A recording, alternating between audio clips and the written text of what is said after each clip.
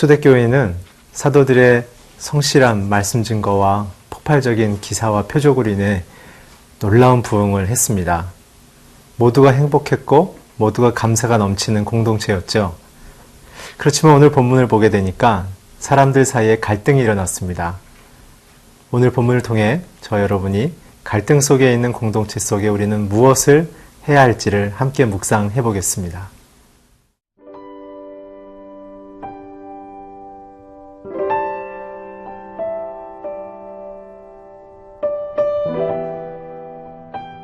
사도행전 6장 1절에서 7절 말씀입니다.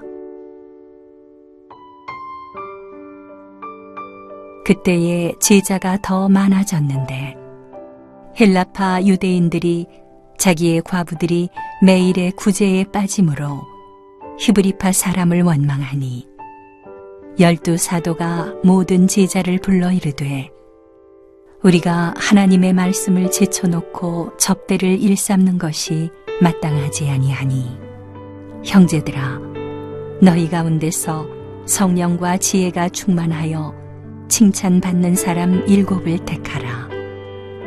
우리가 이 일을 그들에게 맡기고 우리는 오로지 기도하는 일과 말씀 사역에 힘쓰리라 하니 온 무리가 이 말을 기뻐하여 믿음과 성령이 충만한 사람 스데반과 또 빌립과 브로고로와 니가노로와 디몬과 바메나와 유대교에 입교했던 안디옥 사람 니골라를 택하여 사도들 앞에 세우니 사도들이 기도하고 그들에게 안수하니라. 하나님의 말씀이 점점 왕성하여 예루살렘에 있는 제자의 수가 더 심히 많아지고 허다한 제사장의 무리도 이 도에 복종하니라.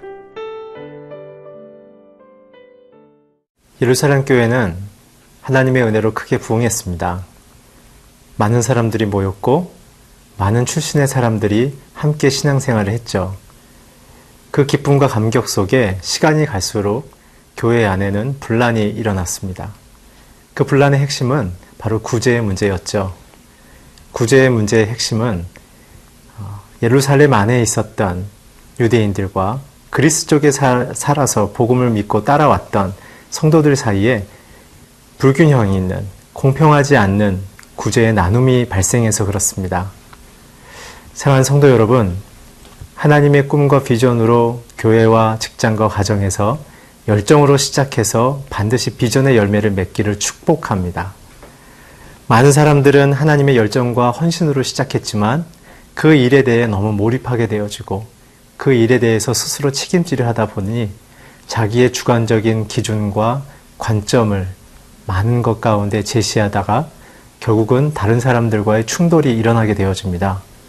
처음 시작은 선했지만 과정 속에 자기가 너무 많은 책임감을 갖고 많은 일들을 주관하다 보니 시간이 가면 갈수록 공동체가 더 시끄러워졌던 것이죠. 오늘 이런 상황 속에 사도들은 지혜로운 결정을 하게 되어집니다. 그것은 무엇이냐면 다시 예수님을 강조하는 것이었습니다. 2절을 함께 읽겠습니다. 12 사도가 모두 제자를 불러 이르되 우리가 하나님의 말씀을 제쳐놓고 접대를 일삼는 것이 마땅하지 아니하니 12 사도는 예수님을 따랐던 그리고 가룟 유다가 죽은 이후에 마띠아가 포함되어져 있는 12명을 얘기합니다. 또한 여기서 제자들은 오늘날의 성도를 의미합니다. 사도가 제자들을 불러놓아 이야기합니다. 우리는 우리의 본질을, 본무를 벗고 이제 우리의 원래 해야 되는 우선순위를 다시 돌아가겠다. 한마디로 말하면 back to basis입니다. 본질로 돌아가겠다는 뜻이죠. 신앙은 첫 믿음으로 돌아가야 합니다. 가족 간에는 첫 번째 서로를 향한 사랑의 마음으로 돌아가야 합니다. 그래야 인생이 행복해집니다. 그래서 우리는 스스로에게 늘 물어봐야 합니다. 우리는 하나님의 계획대로 살고 있는가? 우리는 하나님의 부르심대로 오늘 행동하며 말하고 있는가? 우리에게 주신 처음 비전과 목적대로 우리의 가정, 우리의 교회, 우리의 직장이 나아가고 있는가? 시간이 갈수록 우리의 생각과 마음이 들어가기 때문에 그런 것이죠. 우선순위의 재설정을 사도들은 결정했습니다. 3절을 함께 읽겠습니다. 형제들아 너희 가운데 성령과 지혜가 충만하여 칭찬받는 사람 7을 택하라. 우리가 이 일을 그들에게 맡기고. 교회의 중요한 핵심은 다양성과 일치를 우리는 추구해야 합니다. 사람이 나와 다른 그것은 기쁜 일입니다. 많은 사람들은 나와 다르면 틀리다고 생각합니다. 그렇지 않습니다. 하나님 안에서는 다른 것이 서로에게 큰 유익이 되어집니다.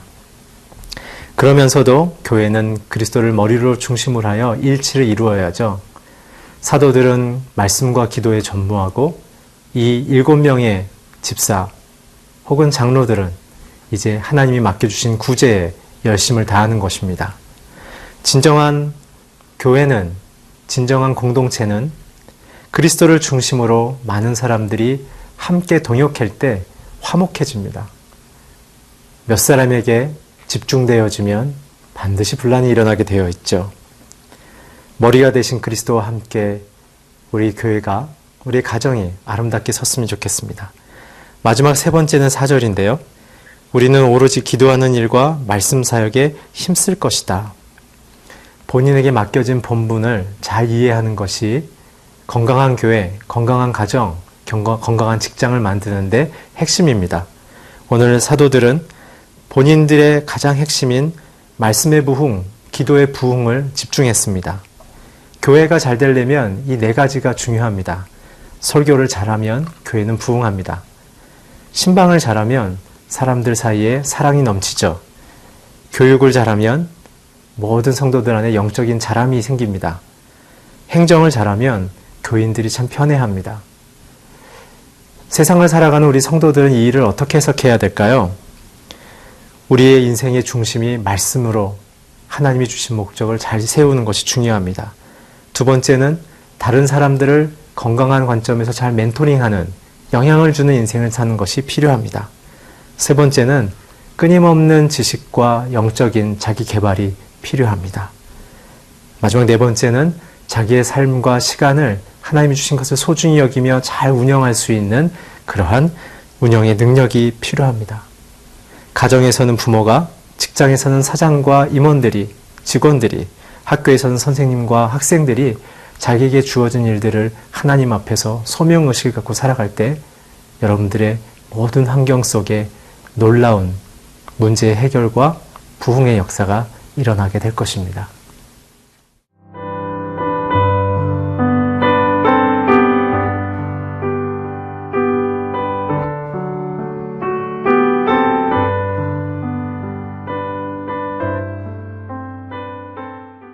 하나님께서 7명의 집사를 세우셨습니다. 이 7명을 세우는 기준을 보면 하나님이 우리 인생에 주고자 하는 복과 또 어려운 문제 속에서 우리가 무엇을 중요하게 생각해야 되는지에 대한 원리를 제시하고 계십니다. 3절에 보게 되면 7 집사의 첫 번째 중요한 원리는 성령의 충만입니다. 교회는 세상처럼 지식과 재능을 중심으로 가는 것이 아니라 영적인 성숙도가 나머지의 지성, 인성, 사회성을 이끌고 가도록 하나님께서는 디자인하셨습니다. 그래서 하나님이 생각하는 리더들은 하나님의 성품을 닮아 그분이 원하시는 인격적인 표현과 사회적인 결정을 하기를 원하십니다. 왜냐하면 세상 사람은 우리를 보고 하나님을 알겠다고 예수님께서 말씀하셨기 때문에 그렇죠. 그래서 성령의 충만이란 것은 온유와 겸손과 그리고 구제와 또 봉사의 깊은 그런 마음이 있는 하나님과 깊이 교제하는 남자들을 의미하는 것입니다. 2번째 특징은 무엇이냐면 지혜가 충만했다고 했습니다. 이 지혜의 충만이라는 의미는 무엇입니까? 지식을 많은 것도 필요하겠지만 그보다 더 중요한 것은 분별력입니다. 무엇이 진리인지 아닌지, 무엇이 옳은 것인지 그른 것인지를 하나님의 관점에서 볼 수 있는 것이 지혜입니다. 그 지혜가 충만한 사람들의 모습은 균형이 잡혀 있습니다. 절대 한쪽으로 치우치거나 혈기를 부리지 않습니다. 그리고 다른 사람들을 이어주는 화해자의 역할을 하는 것이 지혜가 충만한 사람들의 모습입니다. 그리고 지혜가 충만한 사람들은 주장하지 않습니다. 다른 사람의 말을 경청해주고 문제를 일으키는 것이 아니라 문제에 대안을 주는 것이 지혜가 충만한 사람입니다. 세 번째는 많은 사람들에게 칭찬을 받는 사람이라고 했죠. 그것은 무엇입니까? 그분들의 인격과 태도와 가정을 보며 사람들이 존경하고 그 사람만 있으면 모두가 행복해하는 것입니다. 말 없어도 그분의 존재만으로도 행복해하는 것이죠.